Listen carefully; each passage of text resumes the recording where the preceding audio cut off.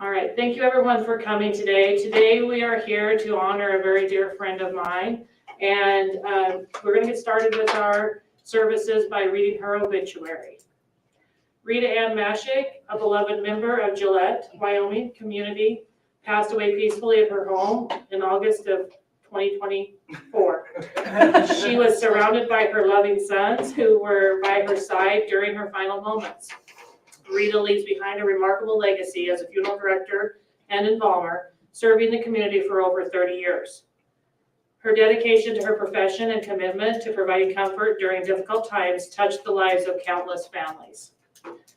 Rita was born January 7th, 1960 in La Crosse, Wisconsin. She was the ninth child of Anna and Walter Mashak. Growing up with 5 brothers and 5 sisters, she developed a strong bond with her family, which remained steadfast throughout her life. Rita carried this sense of kinship into her career, where she saw not only colleagues, but also friends as an extension of her own family. Rita's passion for her work was evident from an early age. After graduating from Bangor High School, she pursued a bachelor's degree in mortuary science of Cincinnati College of Mortuary Science. This educational foundation allowed Rita to embark on a fulfilling career that brought solace to countless individuals in their time of need. As a funeral director and embalmer in Gillette, Rita played a vital role in guiding families through the grieving process. Her compassionate nature and attention to detail ensured that each service was tailored to honor the unique lives that was celebrated.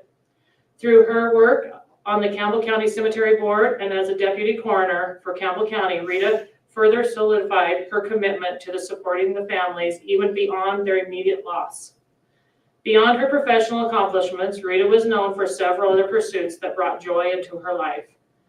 As an avid traveler, she explored numerous corners of the world, embracing new cultures and gaining valuable insights along the way. Closer to home, she found solace in skiing down snowy slopes and the exhilaration in riding her bike through picturesque landscapes. Additionally, Rita nurtured her love for gardening, finding peace in the growing and blooming of nature's wonders. Hardworking and driven, Rita was always kept busy and never shied away from a challenge. Her dedication to her family, both immediate and extended, was unwavering.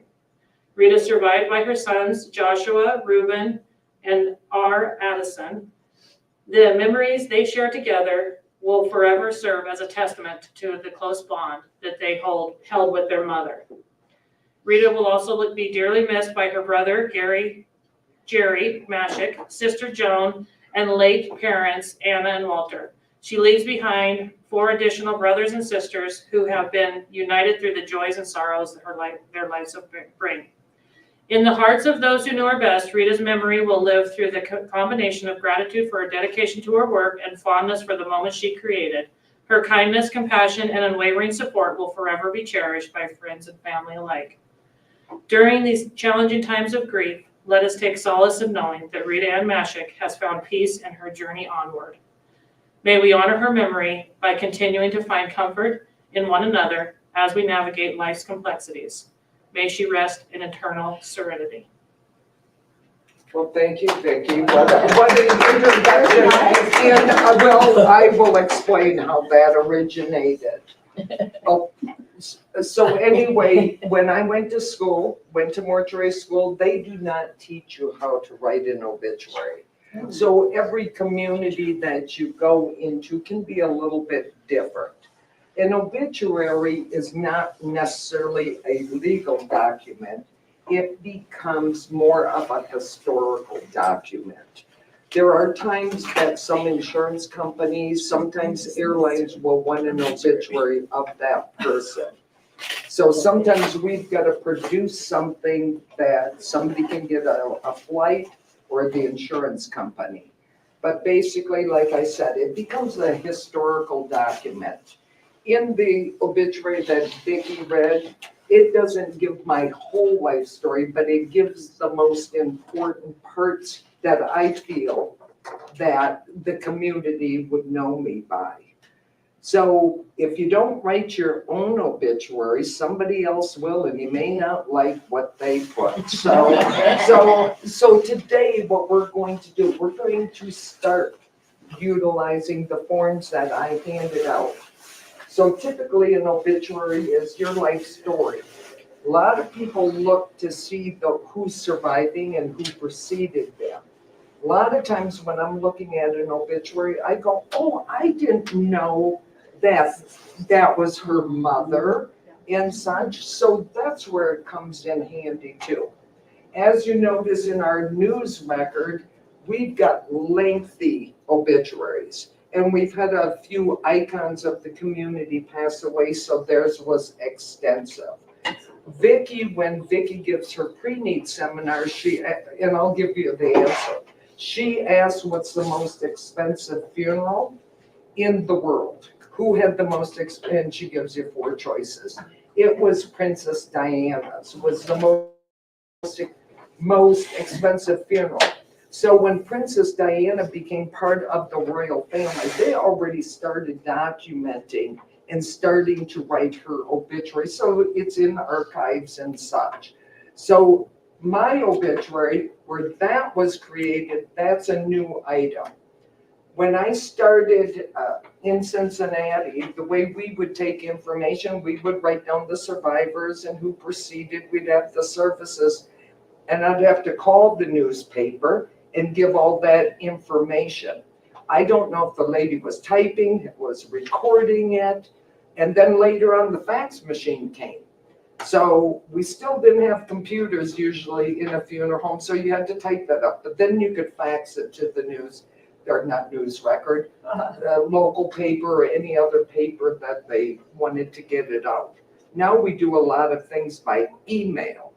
So when you have this form completed, you can email it over and I can kind of type up your obituary and such. And what we're utilizing today is an AI writer. We have 2 programs that do it. So this one of Rita's was created by that. And I did 2 versions of it to see which one talked about me better. So had the good points on it. So we're going to start today by just jotting down who is surviving, who preceded. And now it's a living document at this point because you're going to have more children, other people are going to pass away in your lives. So it does change. When I went to work for Bob Naker many years ago, we had 1 computer, so I had to wait for the secretary to get off of it and create an obituary. We also, before families came in, the Campbell County treasured years, they had that book, so I'd go gather information and I could reference, who was born to who. Rocky Point had one of these books. That does not stand today because a lot of people have passed away and they didn't continue putting those books together. So we'd have something created because at the time of death, and a lot of you have probably experienced it, you come to the funeral home and you've got to do this, and that, get photos over. And then in the meantime, you've got to try to compose an obituary. And a lot of families that come in don't know like their mother's maiden name that we need for other references and throughout. So a lot of things got to go into planning a funeral. So if you have some things out of your way that your kids can find, or you say it's here, in our pre-need folders, we'd already have obituaries written up. Whether families brought them into us or we created something that they gave us information. An example, now she talked about my loving children. My children probably will not know a quarter of what was in that. I don't even know if they would know the state I was born in. They wouldn't know would they know my grandparents' name? Probably not. They wouldn't know the schools I attended. So some of that early history does got to be put by you, because if you lose your parents, you lose part of your history. And then it comes down to brothers, sisters, or your children to help compose this. So, and it is a changeable document. Like I said, a lot of people will call up and say, no, I need to put this in there. So I go back and I put that back on in.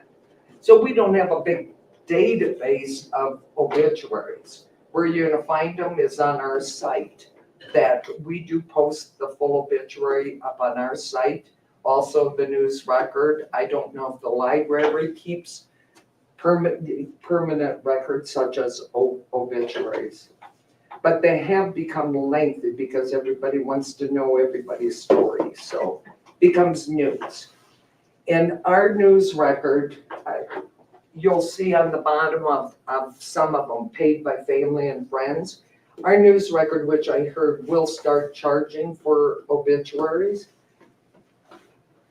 There is a charge depending on how you write that. And I don't know if these forms state the reason why families will pay for an obituary now, because they want to mention grandchildren by name. They want to have something else put in that the news record follows their criteria to an obituary. Your life story can be there. It comes down to survivors, in-laws, grandchildren by name. But eventually it will be a paid obituary. Casper years ago would put everybody's in for free. Now they're minimum $500 to place an obituary. Yeah. So the other place, Here, the how much? 300, I believe, was the starting. Jean just lost her spouse of many years. But also, we're the obituary that people, and there's been funeral services in the past where the clergy celebrant would read the obituary. We do print them on the back of our memorial cards. And that's typically when people do attend a funeral, or even if they don't, they'll call us up, can you print us out? What? Because they do keep these. And so the obituary is placed on the back of typically, not all have obituaries, but you can look at these. But the secret now, like I said, I wasn't taught how to write obituaries, and trying to put somebody's life together at need at time is very difficult, because the family, again, is bringing us clothes, getting us pictures, doing all these, how many things, Vicki? 175 things? In the first 36 hours. Yes. And you've got family coming in, different items that it takes to put a funeral together. So to take a little bit off your children or who's going to be writing your obituary, already have something in place and such. And it can be as detailed as you want, and you can leave the bad parts out. So, and you can butter it up all you want. Where I did what like I said, when I started, I was calling in obituaries, it went to faxes, it went to families bringing, we type it up, get it back. I used to be at night calling back what we already typed up for an obituary to have it approved to go into the news record. So I was doing that via phone. Now we do it basically by email so you can read it, because hearing and seeing are two different things. So we're going to start today start with your survivors, start with who preceded, and then you can flip that sheet back on over and then start filling in yours preceded, any organizations, church memberships, any, there's a quilting club over here. That would be something to put into an obituary and such. Any military in here? 2. Oh, that's something to put in. Thank you. Thank you for your service. Yes. You know, We do have our DD-214s. yeah. Oh, good. But that's what we're going to work on today. And here's what I can do. You can take it home. You can continue to work on it. You can also email that information, just this sheet. We have a lot of people that go, how do you do this? So this is a start, and they just jot down notes. It's not in obituary form. So then we create an obituary. We send it back to the family and they say, no, doesn't sound right. You forgot Johnny, you forgot this, and to add more in. The secret now, and I'm gonna be honest with you, that obituary that Vicki wrote was written by our AI. We have 2 programs that do that. You put in the information and it creates all the nice verbiage. Nice words. Yes. I look really good on that obituary. So it does, and we have 2. And we can select whether you want a professional obituary, a touching, expressive. So I did 2, and I was gonna combine what I like best out of it. So that makes it easier on us. Instead of me typing something up, getting it back to the family to have approved, they can go over this. Because at the time of need too, you're at a loss for words. You're not thinking about, oh, I gotta put an obituary. And there are possibly good writers in the crowd. I'm not one of them. I'm not. You know, when you're up late, you're tired, nothing comes. So this is a good opportunity to kind of start jotting things down. So let's start. Does anybody have any questions right away? College, do you just put your highest college who graduated first? You know, I personally, when I look at somebody's obituary, I like to see what school they attended. The last one, the highest Or one? you or went is to it- more than one. You could say, I attend, or you can put I, because you won't write an obituary in first person, but attended Gillette College from 1972 to 1978, went on to attend Denver International Trucking Company. So you do it either way, you can put the highest one you got, or you can break it down if you want. Absolutely. You can skip over if you want. A lot of times when people, That costs more money. okay. Shorten it. No, and it's still good to write that whole story. Like I said, in the future, I did hear the news record's gonna charge for anything placed. I don't know if that's by column inch, by word, if they're going to have a flat fee. And it's not only the news record, it could appear. Also on our site, on your memorial cards or any other newspapers, that it would go. A lot of people slip these into the family Bible too. And such. So start with your survivors, the easiest, and who preceded, and then we'll go into hobbies, interest. It's too much? Jacket, no extras for our husband and our mom. Oh, absolutely, I've got extras. And here is, if you want it, I can take them tonight, and if you write your email address, I can email, or your phone number on, and you can stop and pick it up. Or if they come back next Thursday for the next Or session? next Thursday, are you If all gonna anybody's- be here next Thursday?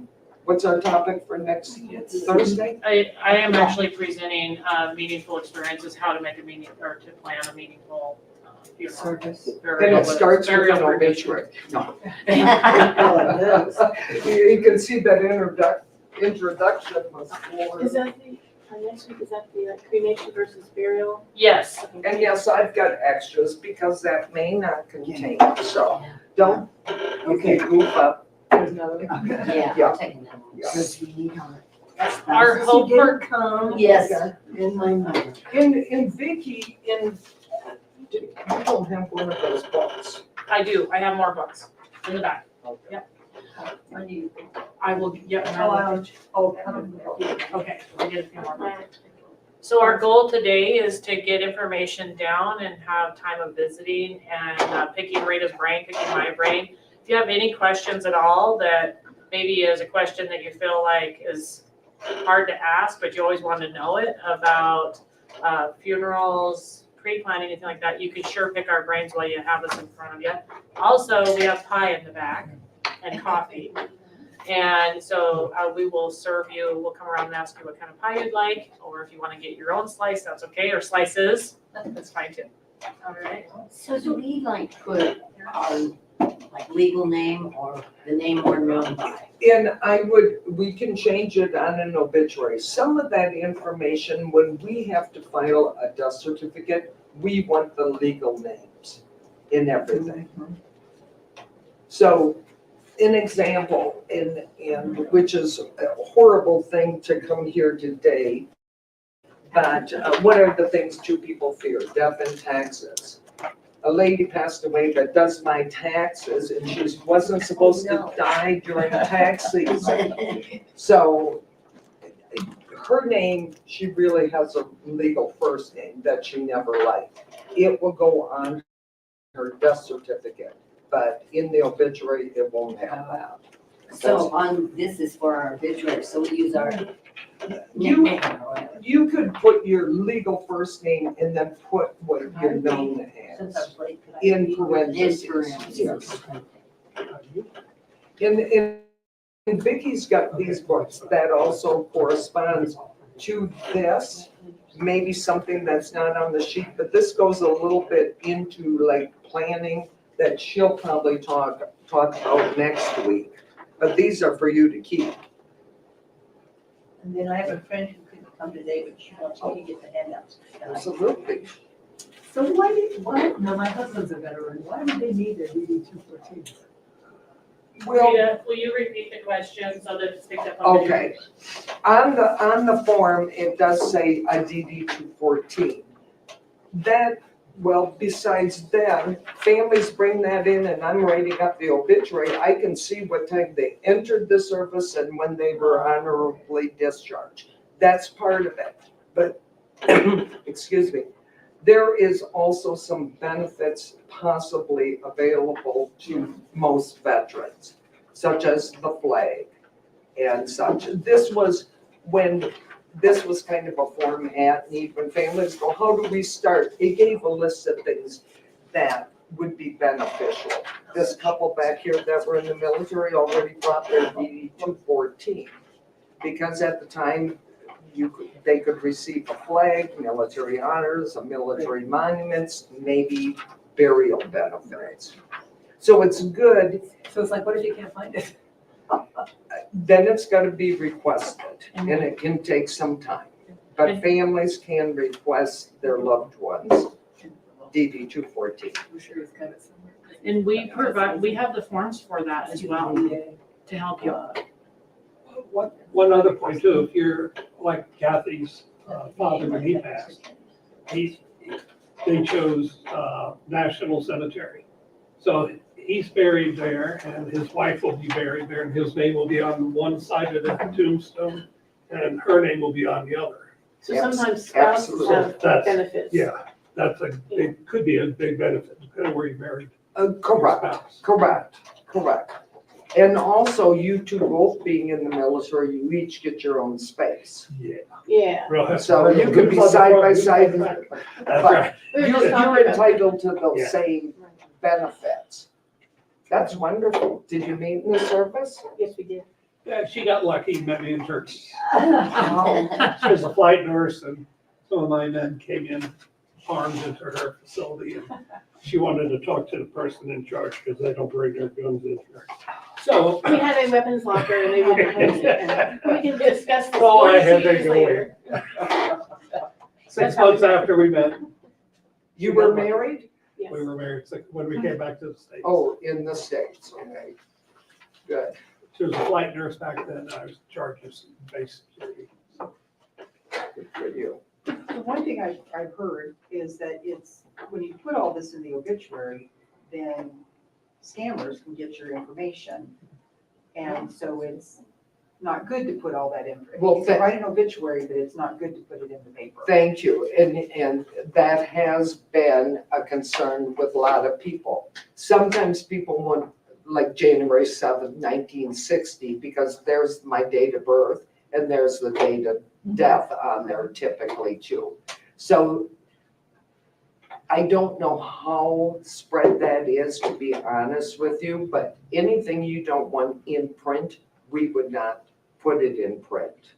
The other thing that doesn't typically go in an obituary is that deceased address either. And people always call us up and say, can I have so-and-so's address? I want to send a card. We have the cards come through us. We never disclose that, give that information out. So usually memorials are sent right to the Cancer Society, Gillette College, or sent through us, forwarded on to the family. So you're probably correct, that will become an issue. They're in the phone book. Oh, I'm sorry, that certain information that you put in an obituary can, because it's publicized, if some families do obituaries, but they're not in the paper for other reasons other than that. But sometimes scammers see that date of birth or see other information. Okay. So you never let the social security. We do never, and you don't have to, on these forms, you do not have to put your social security. That's a good example. That's never, it is on, when you pass away, it is on your death certificate. That's how they keep track of us all, through that number and everything. But that is never in the obituary. We can't release certain information that isn't approved by family. That's why we always try to have family proof things over before it goes to print. So it says son, and then this is for their wife? Yes, That's if what- yours, that's which one? if they're married, put Jenna's name, Linda's name in parentheses. Mother's maiden name is real, Touchy one too. yeah, well, banks and legal things a lot of times. So Yes. this What's your morning, mother's maiden name? Yeah. And that, putting it right in if the you do see obituary. the news, like it, when we put them in the news record, it will have that mother's name in parentheses. Yeah. Because of, like I said, it's for Mhm. historical purposes. Yeah. People go, I wonder what her maiden name was and such. I did bring along just recent obituaries that were placed in the paper. And I can read pretty much obituaries and I can say that's written by AI because it's how it is placed. Typically, when we place an obituary, we like, if there's funeral services, that comes first, because that's what people need to know right away. Is it Saturday, Sunday, where at? So that will come first, and then the chronological order. You know, Marilyn was born and on this date to so-and-so. From there, she attended schools. No, you've got it down. And do we use middle names on our parents and husband? Yes, I do like the middle names. Because there are so many names nowadays. If you've got, correct, correct, and that's why middle names do come in handy for, again, like death certificate or in a paper. I want to encourage people to put what you are led to put into your obituary. If you're not led to use your family's names or, whatever makes you nervous, I would say that don't do that, because this really is about what you need. And I wanted to share with you this morning, I typed in my name into a genealogy site, and I did not have I was not registered. I didn't have a profile there. I just typed in my maiden name, my name and my maiden name. And it pulled up my birth date, my parents' birthdays, my grandfather's birthday. I started drilling down on my grandfather's family. Everybody's birth dates are popping up. And so the information is out there. It is. But you have to do what you're comfortable with. So I do not want to encourage you to do more than you're comfortable with in your own obituary. But I just want to say the information is out there, and obituaries are so important in history and genealogy that as we write our obituaries, to really understand the legacy of the obituary. And it dates back clear into the Roman Empire of when they started obituaries. And a lot of times It actually started out as only the people who were in leadership positions got it. And so it got an obituary, or the town crier was out there doing that. And so you can drill this all the way back for many, many, many generations. So I have people sit with me that say, my life, I don't even think anybody's gonna show up to my funeral. My life doesn't really matter, you know, things like that. And I just encourage them that you may feel like that in your life now, which I know is absolutely probably not the truth, but that's how they feel. But there will be generations to come that will look for their people.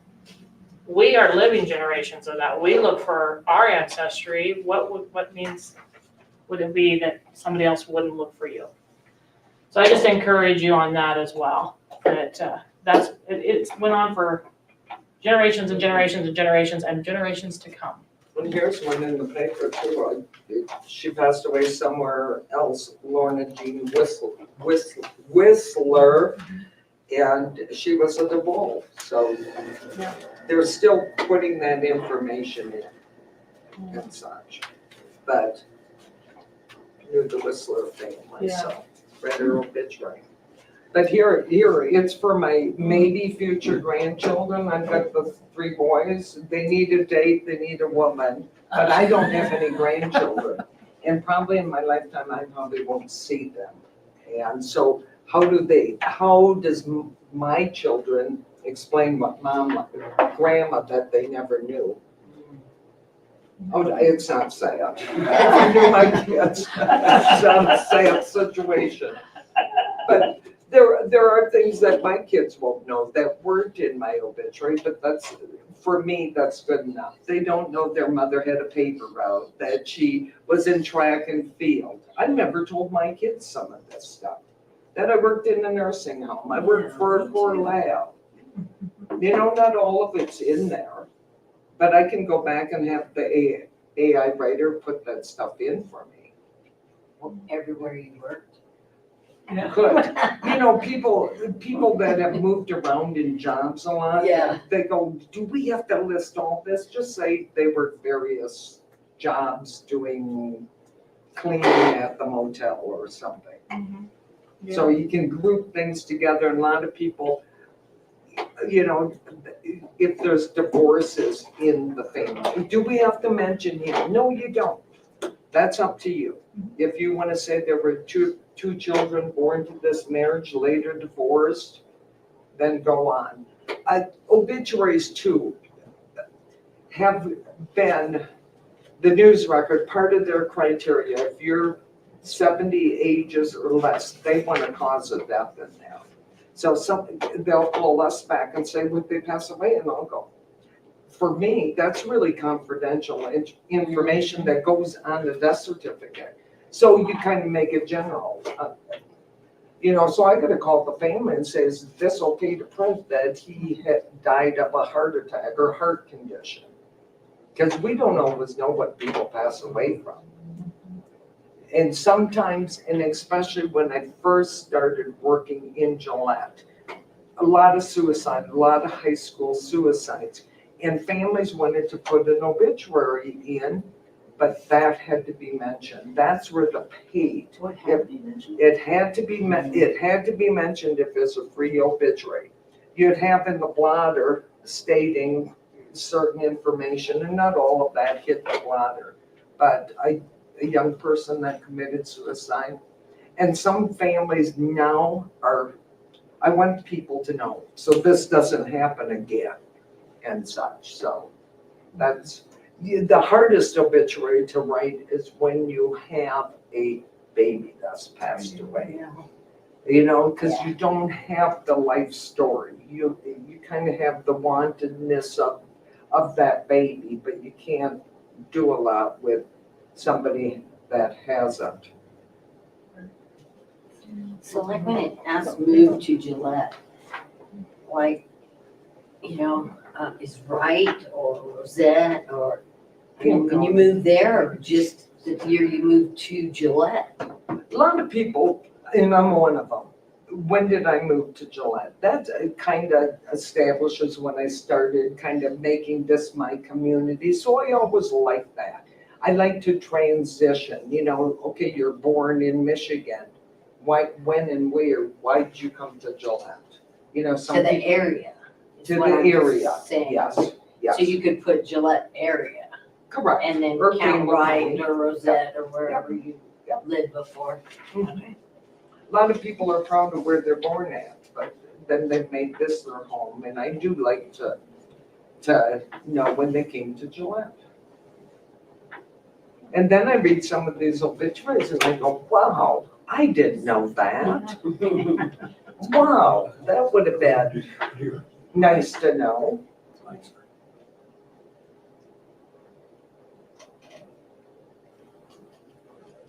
Even your coworkers don't even know, you know. Right. This is a good way to have them get to know you after the fact.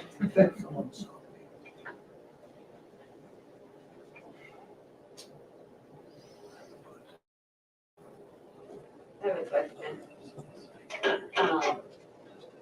Why can't I write my obituary in first person? You can, I'm not, you can write your obituary, but the news record does not like an obituary speaking from the grave. Yeah, once in a while you can put in like it would say, Rita always told us kids to get in the car to get ready for school. It can be written that way. They do not like messages coming out of an obituary. That's not what it's for. Now, on our site or on our memorial cards, that could be a possibility. But they can't keep it out. I mean, if you're paying for it, which I will be, how can they can't change it. News, yes, they can. Oh, they can. They can reject anything they want. They're an Wow. independent newspaper, and they will publish what they want to publish. And they do follow, for their obituaries, they do follow certain criteria. But I've seen, maybe not here, but I've seen where a doctor wrote his own obituary. And it was great. He said he didn't want any services and he was like 98 and wrote his own. You know, I'm not saying it's not going to be allowed, but I can't guarantee it would be. You know, I know there's been people and there's been, you know, they won't publish something that they wrote because it could offend some people. An obituary they consider news. And they have denied us when people have wrote it in. Really? I should say, they denied that family, yes, that certain things were written in first I don't person. see why it should even matter to them, personally. Like I said, anything, there's rules and regulations that they follow. Example, that cause of death. If you're under 70, they want some circumstance to your death. Oh, yeah, I think. Okay, why that's does it- mandatory in the paper anyway. Okay, my question is, why do people need to know why somebody passed away, what they passed away from? Doesn't seem like a big deal. You always ask Yeah. if it's not So there. you tell her right? Yeah. what happened to them. Yeah, That would come in like if it was a contagion or something like that. Some people sometimes will want to know, like the Spanish flu or the pandemic we had. Was there a unique reason? So something like that needs to be a reason where you put it in. that's, The natural causes. I try to get away with that one. They don't accept that so much. Yeah, okay. They don't. It's like, it's like, yeah. It's not my rules or regulations. Each paper that it's published in is different, has different criteria. And I don't want to badmouth them. That's their criteria and we try to live by it. Their business. Yes, absolutely. You were mentioning that oftentimes you have the obituary that's at the service, put into the program, or whatever you want to call it. Is that often or sometimes different than what's published in the paper? Absolutely, absolutely. So you might have different rules for that, and maybe that might be a place where someone writes it differently or in the first person or something, but not in the paper because. Correct. We have quotes from put in, I don't think I have one as example, but even under their picture, what that picture says. That's our material. Just like on our site, on an obituary site, people will send in condolences.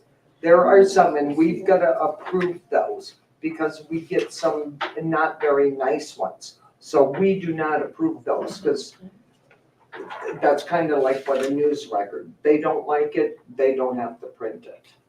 And that's, you do see more paid, but even, let me, I have it here. I've got, you know, that some of them that have been paid could have been free obituaries. They just chose to pay for it. Because, like I said, the grandchildren by name, Jimmy, John, and Sue, would be printed, but or in-laws who your son's married would not be, but the whole life story. But sometimes families don't want a word of it changed. News record will do punctuation. If a word is spelled wrong or something, they will correct it.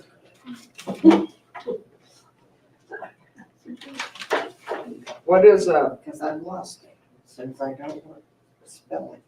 see, here's an example why to me, what's a GS-12 personal management specialist? I don't know what that is. Is that Civil in the service. military? That'd be civil service, like my father retired a GS-11, it's a grade, and that would be considered lower rank officer if you're comparing it to military for flights or lodging. And our niece, my sister's daughter, she's a GS-14, and she'd be considered a general officer in comparison in the military, so they have different ranks. Yeah, And she works for thank Social you. Security, so we're always staying on her Yeah, side. yeah, we stay good with her. Okay, so they give, besides the GS, they give a 12 or a 14? Oh, yeah. What's that mean? The 12 and 14? That's the levels, so, Oh, the Entry higher the number, the Exactly. higher the rank. exactly, and usually, of course, you have many years of service in order to gain those levels, Otherwise, it would not. usually. And promotional levels and stuff, so that's something to be proud of, to be a GS-12, for example. Okay. That means they've worked hard and maybe many years to get that rank. So that's why, so like I said, if you were in the military, you put your rank in. If you work for civil service or any other kind of government service, you put that in. But most of us wouldn't understand that, you're right. Unless, but a lot of people wouldn't understand the military rank either. Well, when we used to type up these obituaries, and Bob Baker would go, it's U.S. Navy. You know, because enlisted in the Navy. No, it had to be U.S. Navy, which is good, it's proper. That's true. That's right. We just had a Israeli soldier die. Oh. He's an Israeli American, and he was serving in the Israeli Defense Forces. He just died. It was in their daily news broadcast every day through YouTube. I said, yeah. So it could be before he was born here, he died here. He served in that, or the French Foreign Legion, because that used to be a thing. Well, it's out of respect too, or. That's right, that's all it is. Honor, that it is. I got a question. You know, when we do this in a paper, the headings, here's an example, a celebration of life and memorial service. I like the part that it's a memorial service too. You know, that became the big thing. I want a celebration of life. What's that look like too? And you can even write that in there, how you want that phrased. I went to 2 of those last week. Oh, sorry to hear that. Jack Gals and Zach Schiffers. Oh, yeah. So Rita, can you give from your experience the difference of those? Because we speak about things like that as if everyone knows about it. It all depends on how you want to place it. A funeral service is typically a body present, a memorial service is not. And you can say a gathering, and people come, it's like, A gathering is like a visitation, to pay your respects to the family that is there to greet and meet. So there's typically not anything formal, a celebrant or a clergy. It is just because when somebody passes away, people are coming to your house and that's your refuge at times. So it's good to be out into the public and hold something that to honor yourself or the family and such. That, no, go. So that would be an example. My uncle died in World War II. His body is at the National Cemetery overseas, but we have a family plot in upstate New York. So when they put his marker in, that would have been a memorial back in the 40s. Correct. And any of these sailors that have died and buried at sea, that would be a memorial here in the States too. Correct. Right, okay. And it's okay to use it interchangeable. Yes, Who's, that's George true. Washington isn't the he's not there. He's at Mount Vernon, I believe, right? Is that where he's buried? Were you a history teacher? Okay. so- There you go. I've been in Mount Vernon, yeah, I think it's in a mausoleum too. Correct. In Martha. Correct, but his monument doesn't have his body present inside. It's how you label your service, what you want. The reason is, when my parents passed away, it was called, like my family wanted it to be called a celebration of life. For me, it was a celebration of their life, but it was a very sad time. So it's like this, I don't always like the word celebrate in there. Now, I grew up Catholic, so the clergy in that is called a celebrate, because they're celebrating Mass at the time. But that became a term, 10 years ago, is celebration of life, because to me, it sugarcoats what's really occurring. To me, it's like, there should be another term, but I don't care what you call it. I'll give the job done. No, and sometimes it is a really, so, when you see 97, 98, that is a life that should be celebrated, but it also has got to be mourned. That's somebody's Yes. mother, that's somebody's, that's the way I look at it. But that became a big term. It did. I think it made it seem easier for them, even though it wasn't. But we are a convenience, I'm not saying Yeah. in this room, we're a convenient society. That's why you're already preparing. Because we all know what's coming ahead of us. I do. That I see it every day. Does that drive it home all the time? I still get to live though. So I do a lot of fun things. I can't dwell on it daily. Right. And nobody should. Yeah, Yeah. well, nobody should. We gotta live. But this is a vital part. And especially a lot of people that don't have children or family that can put together things. Right. Like I have 3 boys and they would not be able, their mother's been a funeral director all their lives. And they will not know what to do. I will tell you that right now. They will not. So I've got to do it. Are they here? I've got one in Gillette. Well, it's a hard time, so, you really can't ask a lot of them. Oh, they have no clue. And I'm gonna be honest with it. I think girls are better at that than boys. Usually women are typically better writers because they always have or can put that together and such. Well, I have no kids and my husband would not let us do this. Yeah. Yes, no.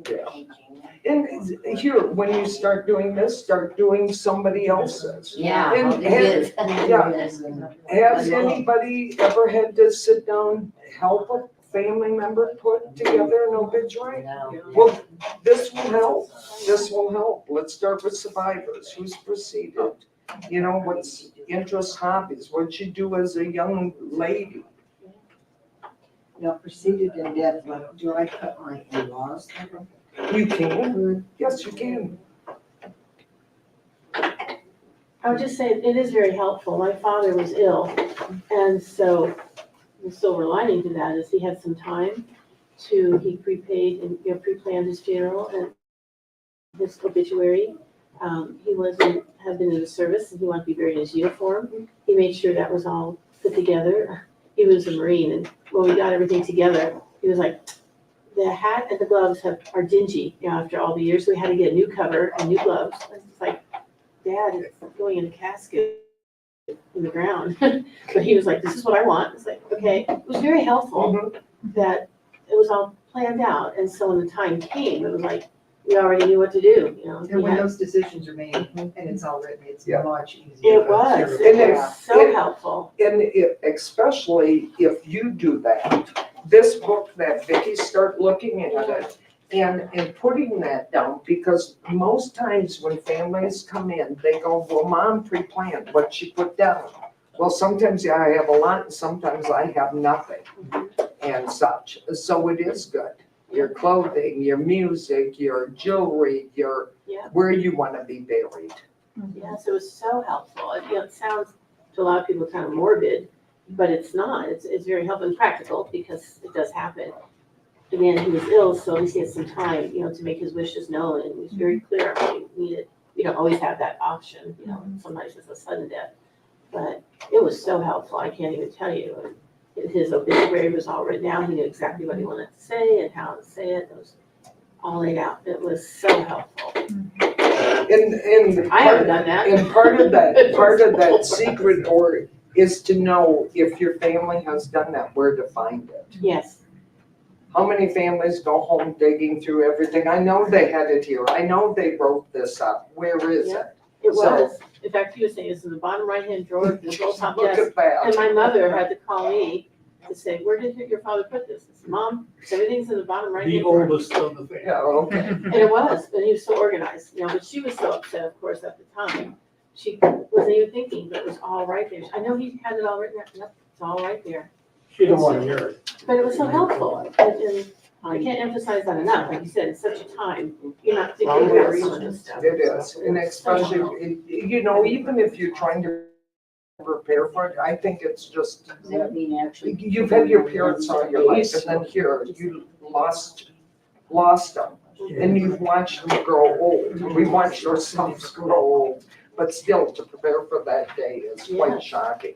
It is, and even if you have the time to prepare for it, and it's sudden, it must be so difficult on the families, to have to do all of that without any thought or preparation for that.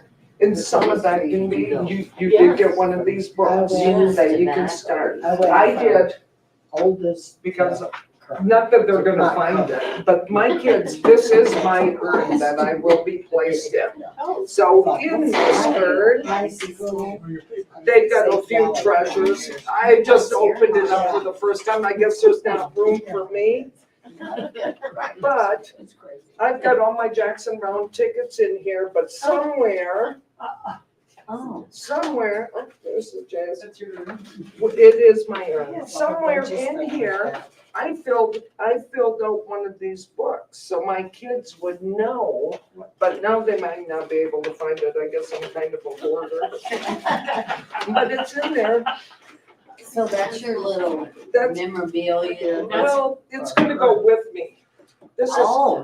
I carry my life in a box, but this is where I'm going. And I think, one of my sons knows it's there. They don't know anything's really inside there. So they're gonna be surprised. But the other thing that I'm going to do, I would like to write each of my sons a letter Yeah. and have it available for them. That'd be nice. Yeah, to finally tell them I'm proud of them.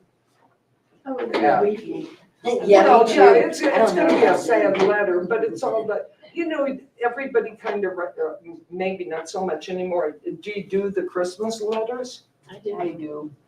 And that can go back Sometimes. and you can see what year you did something, or it becomes a little record, even, like, I did a couple when my children were little to send out, when they were in school, what they were doing. It wasn't always fluffy, good stuff in there, but it wasn't bad stuff. But They have not read those. They got sent out, so that may be included in here. Just gotta get it together and get it in one place. Yeah. I'll get a bigger box. I started my Christmas letters about the second year I was teaching.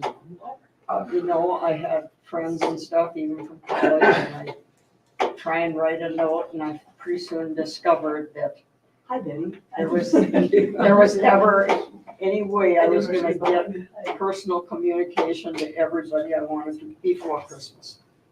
So I was way back in the ditto, you know, handwrite it. I didn't have a computer, well, there were no computers. I didn't have a typewriter even. And so I did it on my mimeograph paper and ran it on the school machine. Did you have to And turn then I that thing decided, like you this? know, I did when I started. just get some of those plastic holders and save one each year. That's a good idea. Yeah. And now I'm in the forgetful stage, so it's nice to go back. If I want to know what the names of some of our dogs were, we probably have 21 over the years. And we can return these to you next week. Absolutely, absolutely. It's a work in progress, so, Because, yeah, I need more paper for that. see, my introduction isn't completed. It did give a date of death, though, didn't it? That made me stumble. I got till August to finish August, yes. You know, so it isn't finished, but that was just the start.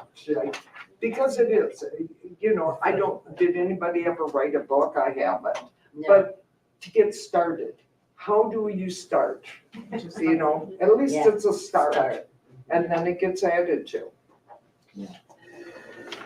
Whenever we do community educations, we always want to make sure that people feel like they can ask the questions that maybe they don't feel comfortable asking other groups. So be sure to ask Rita or myself that. I'll defer to Rita quite a bit. She is the expert in the field. One of the things that I get asked quite a bit is, do we have to have a pastor lead a funeral service? And that often comes from people that maybe don't have their home church anymore or didn't have a home church. The answer is no.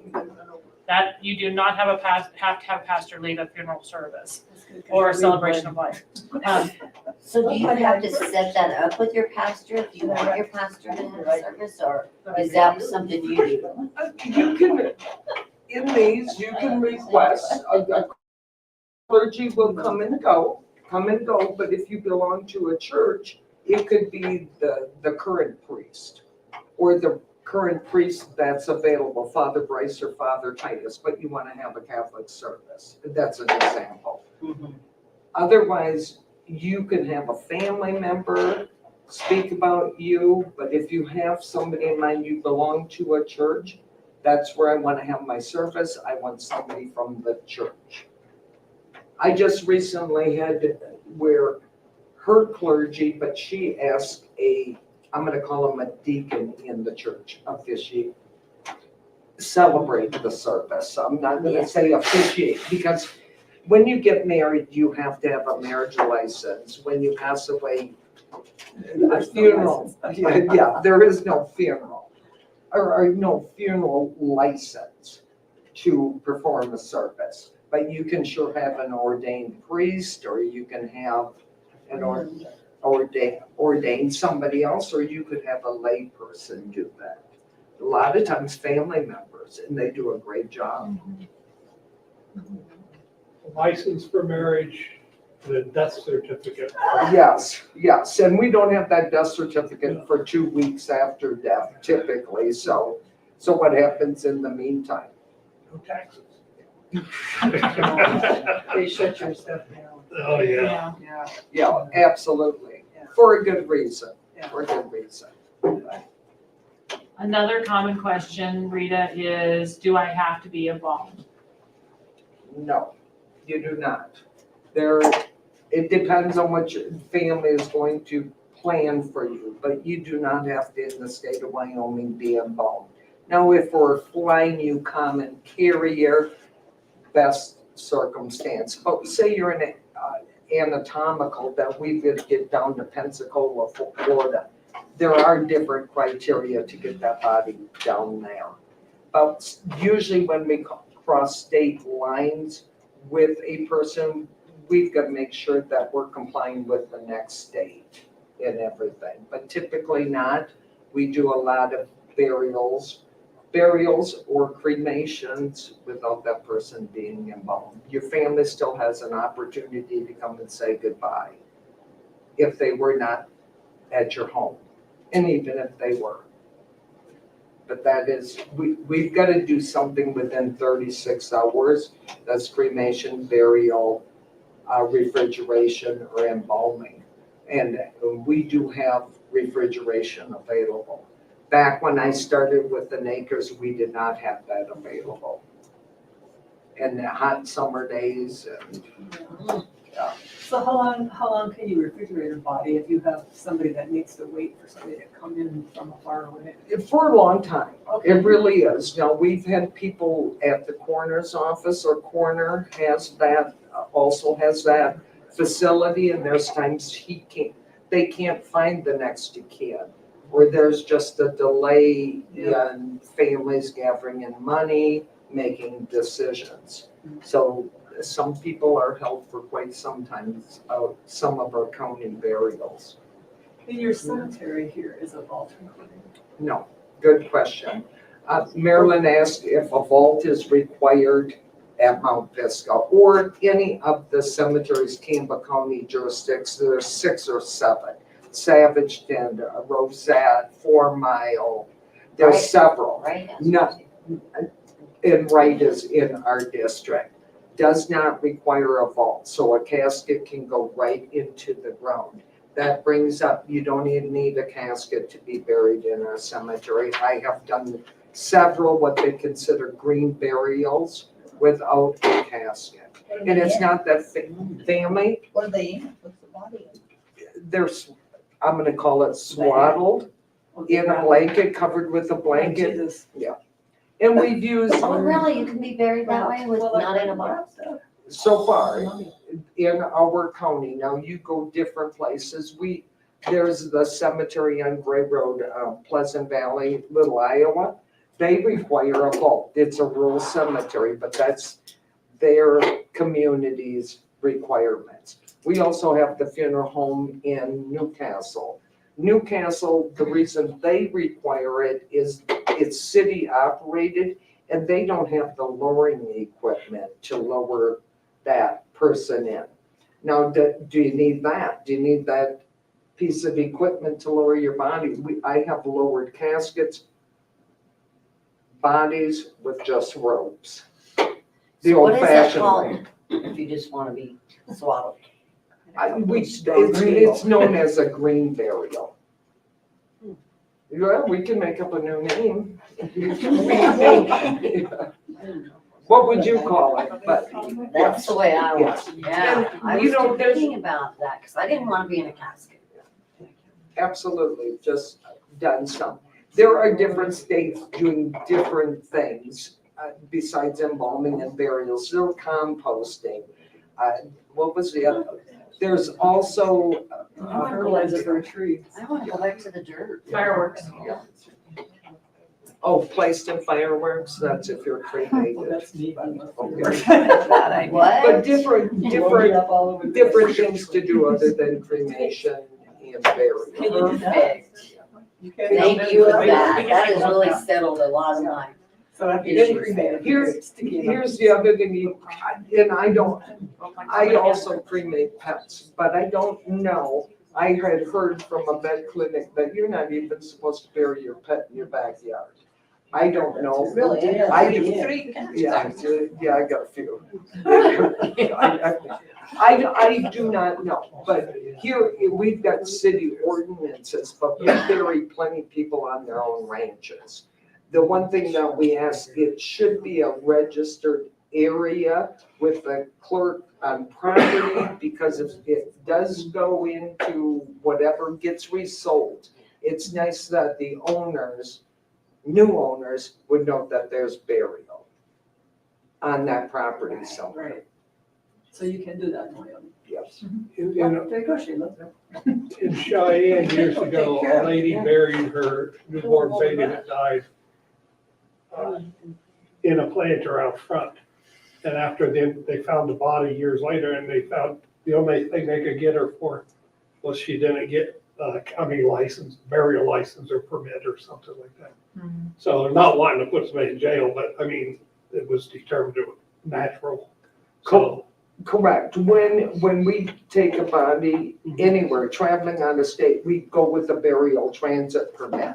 That comes from the death register of your county, which happens to be at the funeral home. The hospital has an infant dies at the hospital. They usually do that registrar's work. But that's the thing, that here's somebody buried and it's not. Well, when somebody else finds it, it doesn't They look think quite, it's foul. yeah, yes. that was the thing that wanted to happen here. Yeah. If I die in Gillette, but I'm headed somewhere else, where does my body go? Does it go to the morgue and is refrigerated until my funeral home elsewhere can come and get me? That could be a possibility, and that's a very good question. Are there other possibilities? Say you're from California. To get you back to California, either a family member would drive you back there or you'd be flown. So that funeral home in another state would call their local funeral home and say, could you bring her into your care? We're going to need her embalmed, flown to California. So different circumstances for different folks when they pass away. If you pass away at home and you're not under hospice care, there's different rules and regulations, gotta be hospice care. But you pass away at home, family member finds you, they're going to call 911. Who's going to arrive? Police officers, possibly fire truck, but eventually the coroner will arrive because they know it's not, they're passed away. So then you become under a coroner's care of your county that you pass away. The coroner typically locates next to kin to say, your mother's passed away, this and this is going to occur, whatever that is. And then your family members will be the ones to say, I need to get my mom back to Iowa. But family members can transport their own loved one. There is no next of kin. So in that case, am I just held here till someone, I guess I have to let somebody know to notify.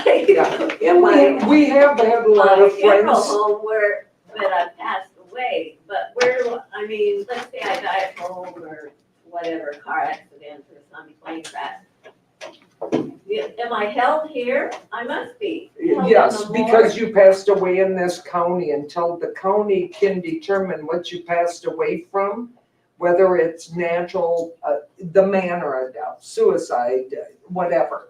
They will hold you. If you have nobody to claim you, then you become, in a sense, under county care. So most likely then you are buried with county funds at our local cemetery. So you still can, if you don't have family members, you still can have a friend.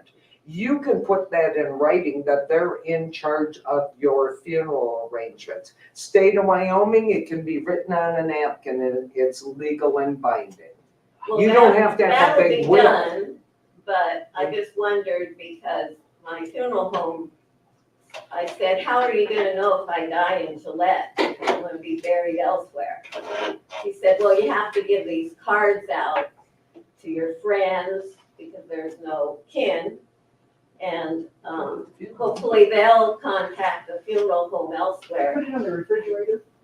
Oh, that's a good idea. I'll carry it in my purse. We have some cards. If your purse gets lost or whatever, you got it On on the the refrigerator. I don't wanna look at that every day. Correct. Yeah, I put it on my It's filing a cabinet. thing that There you you go. Put have it someplace. Let me finish this. Okay. If people don't know who you are and the coroner is trying to locate next of kin, they're not gonna know friends. So they've gotta do something within a reasonable amount of time. And you said So- 36 so- hours. Pardon me? 36 hours? Not for a coroner, that's funeral home. Oh. Not for, a coroner has different rules and regulations pertaining to statutes of that state or city or county. Okay. And he is under different than a funeral director. One thing a funeral director, coroner can determine whether that person's gonna have an autopsy or whatever. I can't. As a funeral director, as a funeral home, just always remember, we don't own your loved one. You're the ones directing us. You don't like the funeral home. You can say, I want the gentleman down the street, and we have to abide. So, but you're going to have to designate somebody if you don't have family members, because I don't know how they locate, just like Vicky said, she can get in and she can find out a lot of information on her. A lot of times the coroner consults with the sheriff department because they either have a database on everybody who lives in our for one in our county. Yeah, but the sheriff can access. I don't know how. They know our social security number. They know my utility bill from last month or whatever. They know a lot of stuff that I don't know they know. So, But the sheriff's department, a lot of the information that they have, because they came to my house to notify of a death, and it wasn't my relative. oh God, And. oh God, that would be, my heart would be pounding. Yeah. Well, it was midnight, and they got me awake and everything, and we're trying to notify, it was a tragic death, it was awful, and they couldn't tell me anything, but I kept saying, I don't know where that person lives. I've lived here for 8 years. The house was owned by so-and-so for 3 years before that, and had to have been before that, and we're talking, so even they have trouble sometimes. It's so true, people do move, but at least they thought they were at the right But place. now I'm getting the gentleman who died all his bills. Oh, wow. Oh, yeah. So, See, that could be something with fraud, that he put your address and they have it, that he rented from you or whatever. I don't think he ever lived Oh, in what a this house. scary thing, seeing a house. Yeah. Because and especially if it's in the middle of the night. Right. But that's an example because the coroner doesn't have the databases in our county. I don't know what other medical examiners do. So they rely on other people to notification, or can you help me find, sometimes the coroner here gets a call that some loved ones passed away in California that they've got to come a knocking. So Yeah. Google yourself so that your address is right on Google, Okay, because that's how they do it. is that it? So my mother-in-law has it's an envelope, plastic, solid white, and it says my wishes on it. And apparently she has all her wishes right in that. Did you open that one? No, Not yet? no. Is this going to be a surprise at the end? or what? Well, But yes. that- Isn't that kind of a personal thing? No, not For if you her. gotta take care of her. Yes, yes. Yeah. And sometimes when you've got to put people into assisted living and things work out when they go into legacies, it's good to know. It's good to know the financial. And I'll tell you, my parents, being independent kind of each other, and from that generation, they did not talk finance, how much money they got, what's Yeah. goes there. That was taboo. And The kids never knew. correct, and I don't want my kids to know either. Well, she's 98 and still lives alone at home. You know, sometimes it's hard to bring up that conversation. Mom, I'm gonna be taking care of you. Mom, what do you want? What's your picture here? I'm gonna be the only one taking care. What do you want me to do? I want to know. And yes, my mother was in the hospital. My mother was supposed to pass away. I rushed back to Wisconsin. The day I get in, my dad dies. Oh, Wow.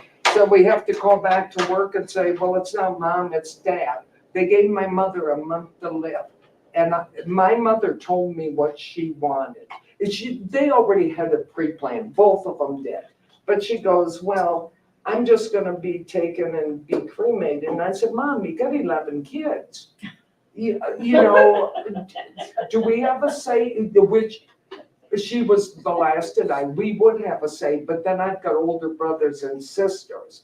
But she goes, I don't want a viewing. And I said, well, there will be kids of yours that would like to say goodbye, and there's some that won't. But give us that opportunity, don't shut us off. And she agreed to that. So sometimes it's good to know because I wouldn't have known that. My father grew up a very strict Catholic. Had his burial plan, had his burial plot, everything. He changed his mind at closer to the end of his life, and he said he wanted to be cremated. You just go, whoa, where did this come from? My thing that I never did, I never asked him why. I didn't know the reason why. You were gonna be buried, go through the whole mass, everything, but he chose cremation. We did have him present for a funeral, visitation funeral, cremation later. My thought on that was, I'm the one taking care of it, and I'm the only child, and Mom, you're gonna be buried in Gillette, or I can go to the grave, you're not gonna be buried in Arvada, Wyoming. You know, this is because she was gonna be gone. I never asked her. I just did it, because I knew what I was gonna have to do for me. And then afterwards, I need a place to go and see her. And I'll decide what's on the tombstone. Yeah. And I'll. Oh, that's an interesting. Yes, and that's good. Your mom trusted you Oh, yeah. enough She to do that. was Yes, it. I know, but she Yeah. did. She knew that Sheila could handle anything that came your way. But still, when she passes away, it's devastating. And even as adults, there's no, unless you've seen other family members, when a death is new, it's still devastating. It's still, Yeah. Even though you know it's coming. yes, Yeah. yep. And then you gotta do all this stuff. And then you gotta host people at the worst time of your life, Yeah. you gotta be the host. And that's what, if I lost a child, I probably wouldn't come out of my room for Right. days. So thank God they got the 36-hour because they wouldn't see me. Because that's just my way of coping with it. Some people pick up and I can't believe they're already meeting with us. You know, especially when it's sudden. Yeah. They don't know. Yeah, Who do you speak to about plots? the cemetery, or your cemetery of your choice. What They have Up here. if you don't know what They have a cemetery pretty you're in? neat program that you can look at. If there are empty ones, they'll be able to tell you if that's available. They even have what trees are by it, because there's a tree I hate. I picked it off my plot and I said, there better not be a cedar tree there. And there's not. Is it in Campbell County? They also have the Wright Cemetery. I heard you mention Wright. They also, so they can pull up maps. If you're out there, you can walk around and look. That Yeah. space may be purchased, so you gotta go back and say, I want the one over by the northeast corner. They can say that's already owned by somebody. Okay, so for instance, I don't think Wright has a cemetery. I mean, do they have a building right at the cemetery where They you go and talk do to them or not, what? it would be done, they could probably meet you there, but that's run by our Gillette office. They have a main office as you go into Mount Pisgah. Any of the rural ones, Savageton or 4 Mile, you'd have to speak with them. But they can show you on a map what's available. They have probably aerial pictures too. It's high tech. Do plots cost, what does a plot cost these There days? are different prices. Correct. Mount Pisgah, when they built those gardens up there, because there are niche where this might fit or under in burial. So then they did all their property. The closer you are to those gardens, the more expensive one space can be. So I can't say, they used to be $75 one space. I think they're Typically, on the average throughout the cemetery, they're $100. So for 4, it'd be 400. Usually, when somebody comes in or purchases property, I always try to say, when you're there, don't just buy one, buy several, because they are inexpensive in Gillette. Other places can be expensive. So buy more, because you never know what family member, or if you already know. Some people, my parents, they had 11 kids, we didn't get our space. So sometimes that's beneficial. Yeah, well, and that is neat. A lot of families are kind of all together. There's grandma over here and such. Now I moved away. Wyoming's been my home longer than Wisconsin. I'd like a little piece to go back there, whether it does or not. But I'm gonna be buried here in Gillette and such. And So, they'll buy them back. correct, if you don't utilize them, and eventually so many years go by, 75, then they have to put out notices to every family member, we would like to sell these spaces, or they're abandoned. That takes a lot of work on a cemetery's part. And you get a deed. When my mom died, I Yes, have a a deed. plot. I have a plot next to my mother, so I bought another one. I had her buried next to her, close to her sister. So, Oh, you just go down to the cemetery office and it's not that. Yep. But it's, Okay. I'm glad I did that. Because Yeah. now that part's done. Because it's hiding. Yeah, So Oh, it gosh. is fine. oh my gosh, let's go. So- Why are you listening to me? Rita, thank you very much. Also, Yes. she's gonna stay here. We have pie in the back. We wanna make sure that we serve you some pie. Continue visiting, we still have time. But let's pull for the door prize. Oh, okay, but what, next week again, what are you doing? Yes, next Okay, week. And who So, will be attending? next week will be, I was same watching. place, same time. I'm gonna try to harness Rita and get her over here. But we will be talking about burial versus cremation. How do we do final wishes? What does that look like as far as planning final wishes and really making it a meaningful experience for your family? A lot like what we went through today as far as classroom style. We're gonna have a little bit of paperwork to do that'll help you take it home, get it going for yourself. And then Rita will be here with me to save me from myself. Because as you can tell, we're both talkers. And Jerica's gonna be here. Yes. She's our office manager for Gillette Memorial Chapel and Walker Funeral Homes, and also Meridian in Newcastle. Rita did mention that. That's our funeral home as well. So Jerica is the one that will be putting in the information, talking to families at what we call at need too, with the funeral directors. So she's gonna show you a little bit about what the website offers our community, because there's a lot of offerings in our website that people don't really know how to navigate. So she's gonna come and teach on that. And so please come back next Thursday, same place, same time, new pies. So we will have pies again. So everybody tell her your favorite. huh? Yeah, because I guessed this week and we're gonna have extra. So everybody got a family planning form. If you would like to leave it, you're welcome to. I had a little place down at the bottom. If you had any questions that you wanted me to answer for you, I can call you and let you know. But at the top, you were to number as you were seated. You ladies came in at the end, so you are the last numbers, even though you're in the front. So your number, she was 10, and so you're gonna be 11, 12.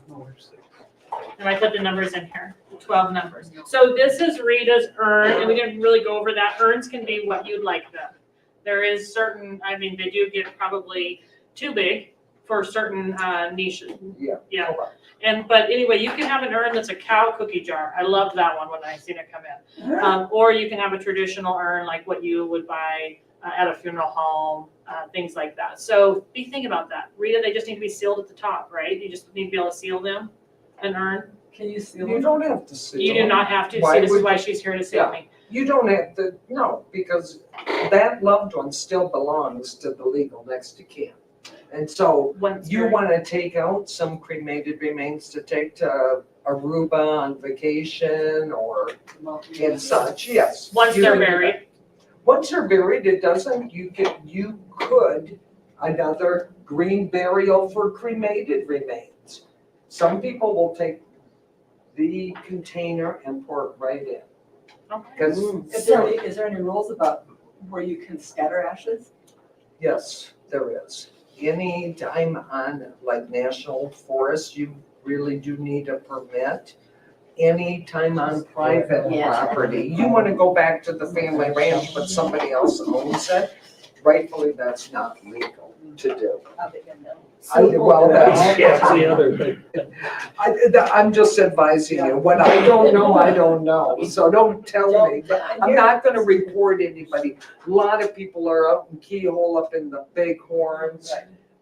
You know, In other words, your ashes are gonna be in that box. yeah, I gotta empty those. Well, I was gonna say, you gonna run all that stuff with you, or all that stuff goes to your kids and then your ashes go down? Well, hopefully some of this will be buried with me. It's only my memories, not my, and there might be a few kid things in it. It contains Jackson Brown concerts Yeah. that I've been So that to, all will be burned tickets. with you, is that what you're I saying? know, Or this is where I'm going to reside after I'm cremated. So, with your paperwork? yes. Okay. You know, Okay, because people, gotcha. if you're in a casket, people put in Yeah. the trinkets, pictures. So I've already started gathering mine. Like I said, I have 3 boys. They won't have a clue. What do we celebrate, Mom? What do we dress her in? What do we, they won't. So I've got to plan it And out. you're gonna tell us next week, or the 21st, about that more, yeah, because that's the topic. Yes, cremation, burial. And- things like that. And for a lot of people that still don't know, we have our own crematory right here in Gillette. So our community members don't have to travel to go to be cremated. You're always under our care from beginning. Draw number, girl. That's So all this right. is Rita's basket bouquet next to her urn that somebody is going to get to take home with them. We want to go back to read it. So here's it coming to, so Okay. Vicki will read the number. Okay. Number 8. Oh. Okay. All right. Okay, so I do not want anybody to rush out because that's not what we're about, but we've got a long pie. And so I promised pie. There's pie, coffee, water. Please stick around, have these pie, visit a little bit. And Rita and I will stay here until you're all finished up. Thank you. Okay, you're welcome. Can you have a free You want one? If it comes in a little corner here, so people